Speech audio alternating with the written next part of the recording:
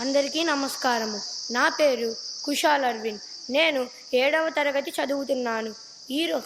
ఈరోజు నేను వేమన రాసిన పద్యం పాడబోతున్నాను. పద్యం చెప్పుకునే ముందు కవి పరిచయం గురించి తెలుసుకుందాం. వేమన సుమారు 1652 నుంచి 1730 వరకు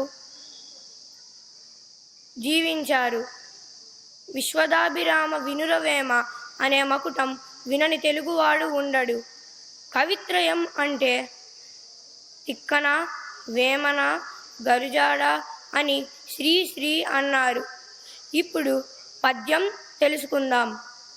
అల్పుడెప్పుడు పల్కు ఆడంబరముగాను, సజ్జనుండు పల్కు చల్లగాను, కంచు మ్రోగినట్లు కనకంబు మ్రోగునా, విశ్వదాభిరామ వినురవేమ.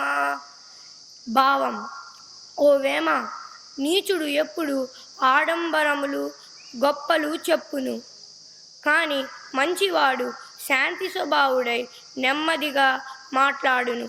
అదెట్లనగా, విలువలో తక్కువైన కంచు గట్టిగా మ్రోగును, కానీ విలువైన బంగారం మ్రోగదు కదా.